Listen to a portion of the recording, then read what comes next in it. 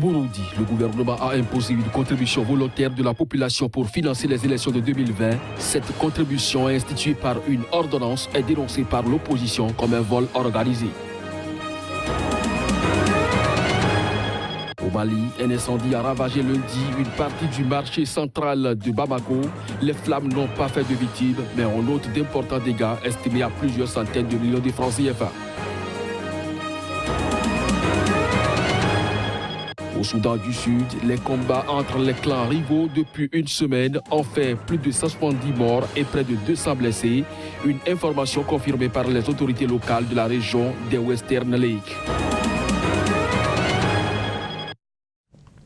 Mesdames, Messieurs, bonjour et bienvenue dans cette édition que nous ouvrons par le Soudan du Sud où les combats entre clans rivaux qui s'affrontent depuis une semaine à coups de mitrailleuses et de lance-grenades pour un bétail dans le centre du pays ont fait plus de 170 morts et près de 200 blessés. Une information confirmée par les autorités locales dans la région des Western Lake à 250 km au nord-ouest de la capitale Djouba. Reportage. Plus de 170 personnes ont été tuées en une semaine de combat entre clans rivaux qui s'affrontent à coups de mitrailleuses et de lance-grenades pour du bétail dans le centre du Soudan du Sud. Le nombre de blessés a atteint presque 200, selon les autorités de la région des Western Lakes, à 250 km au nord-ouest de Djouba, la capitale. Un précédent bilan avait fait état vendredi dernier de 60 personnes tuées dans ces combats, qui ont commencé le 6 décembre dernier entre deux clans rivaux de l'ethnie Dinka, les Rup et les Pakam. Le gouvernement a déclenché un état d'urgence dans la région, impliquant le déploiement de soldats dans les zones où les autorités locales ont été débordées par les affrontements. Lors de ces affrontements, des maisons ont été brûlées et des résidents forcés de fuir leur village. Les communautés pastorales au Soudan du Sud mènent régulièrement des attaques pour voler du bétail et se livrer au pillage. Souvent, lors de ces attaques, des femmes sont violées et des enfants enlevés, ce qui attise le cycle des représailles. Il faut dire que ces tensions accentuent le climat d'insécurité qui régnait déjà dans ce pays, en proie à une guerre civile depuis décembre 2013. Crise humanitaire en République démocratique du Congo. L'UNICEF a lancé un cri d'alarme mardi sur cette situation. 400 000 enfants sont sévèrement malnutris et risquent de mourir dans la région du Kasaï qui subit des violences depuis septembre 2016. Le signe de détresse lancé par l'UNICEF est assez inquiétant. La malnutrition aiguë sévère menace des centaines d'enfants en République démocratique du Congo. Urgence d'intervention sanitaire et nutritionnelle s'y aller. Cette situation désastreuse a été largement causée par la violence, les déplacements massifs et la réduction de la production agricole au cours des 18 derniers mois. Plus de 750 000 enfants dans la région souffrent de malnutrition aiguë. Donc, les 400 000 qui risquent de mourir sont ceux qui souffrent de malnutrition aiguë. Et 25 zones de santé dans la région du Kasaï sont aujourd'hui en situation de crise nutritionnelle avec des seuils d'urgence sur la nutrition dépassés. L'ampleur réelle du problème devient évidente à mesure que les gens retournent chez eux dans certaines régions où la situation sécuritaire s'est améliorée et où des services de santé ont recommencé à fonctionner.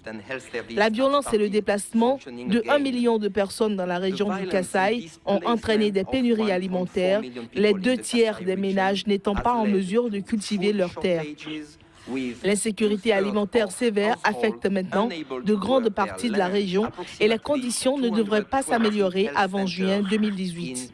Environ 220 centres de santé du Grand Kasaï ont été détruits, pillés ou endommagés, ce qui a entraîné un affaiblissement du système de santé, une réduction de l'accès aux soins de santé et un risque accru de propagation de maladies transmissibles comme la rougeole, qui est très dangereuse pour les enfants.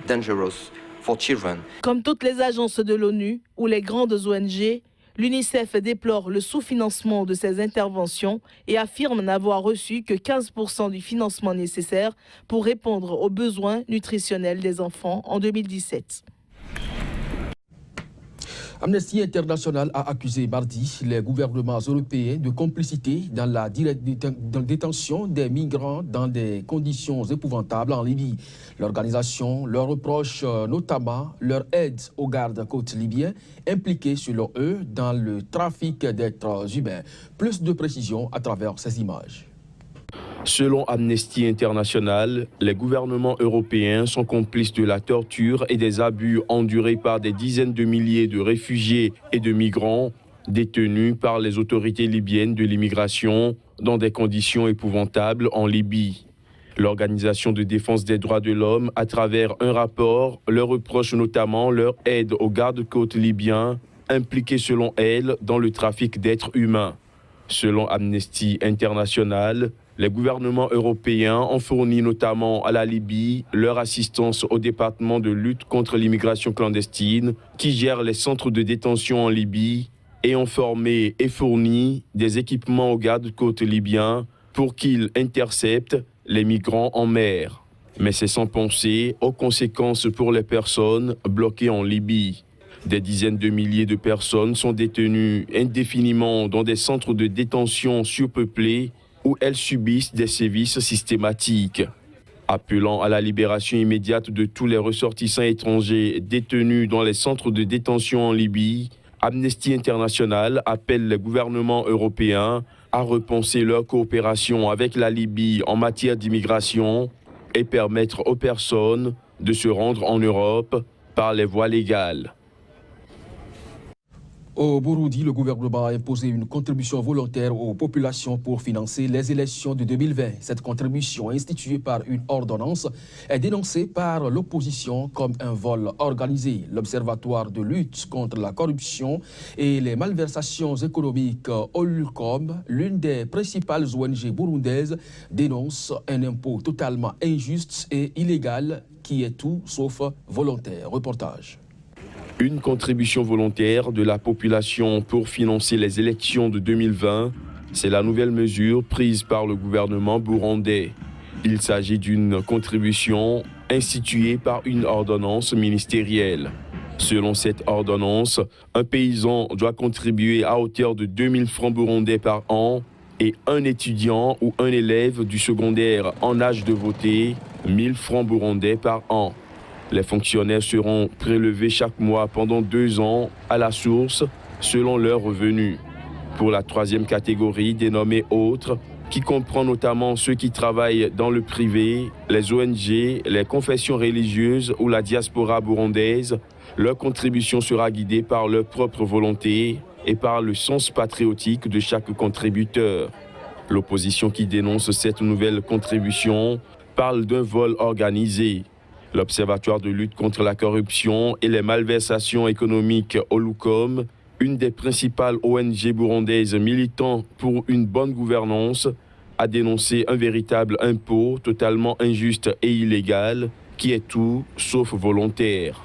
Le 7 août dernier, le président burundais Pierre Nkurunziza avait appelé les Burundais à répondre à son appel à financer à 100% les prochaines élections après la suspension du financement par les bailleurs de fonds internationaux en 2015.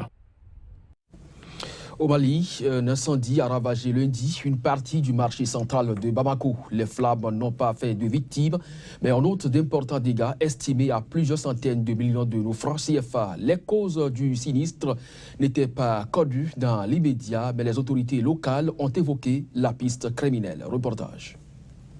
Des étalages enfumés ainsi que des magasins calcinés, c'est le triste tableau présenté par le marché central de Bamako très tôt dans la matinée de lundi dernier. Les causes du sinistre n'étaient pas connues dans l'immédiat, mais 3 foyers simultanés d'incendie ont été détectés, ce qui pousse les autorités locales à envisager une piste criminelle. Aucune victime n'a été enregistrée, mais les pertes causées par le sinistre sont évaluées à plusieurs centaines de millions de francs CFA. Vraiment, c'est un dégât très énorme. Et jusqu'à présent, il y a le feu qui est en train de brûler. Les sapeurs-pompiers sont là, mais c'est insuffisant. D'abord, l'accès pour venir au feu est très difficile. Il n'y a pas assez de camions. C'est le problème de tous les marchés africains. Le problème, c'est le problème de cheminement. Et on n'avait pas la voie d'accès et que Les kiosques étaient construits au niveau des voies d'accès et on avait un problème majeur de voies d'accès. Et ensuite, il y avait un problème d'eau. Il fallait quitter pour aller se ravitailler à 2 km, 3 km. Et le marché a des poteaux, mais ces poteaux ne sont pas alimentés. C'est ça le problème majeur. Le feu a été maîtrisé en moins de 6 heures de temps grâce à une intervention décisive de la protection civile et de la SECNA. Le marché central de Bamako avait déjà subi en 1993 un incendie qui l'avait presque totalement brûlé. Parlons climat. Dans cette édition, des dizaines de dirigeants étaient réunis mardi à Paris pour un environnement sain. Le sommet a pour objectif de donner un coup d'accélérateur au financement de la lutte contre le changement climatique, un défi immense 2 ans après la signature de l'accord de Paris. Arnold Schwarzenegger et Marion Cotillard ont fait le déplacement mardi au One Planet Summit à Paris. Mission principale, promouvoir de meilleures pratiques en matière d'environnement. L'idée de ce sommet a été lancée par Emmanuel Macron après l'annonce par Donald Trump du retrait américain du pacte historique de 2015 contre le réchauffement terrestre. Cet accord vise à contenir la hausse de la température sous le seuil critique de 2 degrés Celsius, mais sur la base des engagements pris par les États. La planète se dirige toujours vers plus de 3 degrés Celsius par rapport à l'ère pré-industrielle, ce qui justifie davantage d'inquiétude. Déjà, une hausse de moins de 1 degré Celsius a suffi à provoquer plus de précipitations, le rétrécissement de la banquise ou l'augmentation du niveau moyen des océans. Pour réduire les gaz à effet de serre et atteindre les objectifs, il faudra des investissements massifs. 3,5 milliards $ d'investissements dans le secteur énergétique chaque année pendant 30 années seront nécessaires pour contenir l'augmentation des températures à un minimum de 2 degrés Celsius, à en croire l'Agence internationale de l'énergie. Les pays du Nord ont promis de porter à 100 milliards $ par an d'ici à 2020 leur financement climat aux pays du Sud qui réclament des assurances sur cette promesse, en particulier pour pouvoir s'adapter aux impacts des dérèglements. Parmi les engagements qui pourraient être annoncés, des dons de fondations, des coalitions pour la neutralité carbone ou contre le charbon. Une soixantaine de chefs d'État et de gouvernement prennent part à cette rencontre sur l'île Séguin. Les États-Unis, dont le président n'était pas invité, se feront représenter par un chargé d'ambassade. Au cours de ce sommet parisien, d'anciens secrétaires généraux des Nations Unies ont exprimé leur inquiétude face aux modifications de l'environnement, mais aussi par rapport aux conflits observés dans le monde. Nous vous proposons ici de suivre un extrait de la déclaration de Kofi Annan. Quand les participants d'une telle conférence s'en vont, on s'attend à ce que leur détermination soit totale, qu'ils mettent en place, qu'ils continuent et qu'ils avancent. Mais cela ne s'est pas produit. Nous nous sommes relâchés et ces 2 dernières années n'ont pas concrétisé cet élan d'énergie venu de Paris. Nous n'avons pas suivi. L'état du monde a des raisons de nous inquiéter. Franchement, c'est un vrai désordre. Le monde a connu des difficultés auparavant, mais la différence telle que je la vois de mon point de vue, la différence entre aujourd'hui et dans le passé, c'est que dans le passé, quand nous traversions ce genre de crise, nous avions des dirigeants qui avaient du courage et une vision, qui agissaient et qui comprenaient qu'ils devaient travailler avec d'autres. La seule façon de résoudre ce conflit est que la communauté internationale, les 5 permanents, membres du Conseil de sécurité de l'ONU, travaille avec les forces régionales ainsi qu'avec les parties syriennes pour trouver une solution. Si nous parvenons à travailler dans un même cadre où nous travaillons autour des mêmes lignes pour mettre cette solution en place, alors nous avons une chance.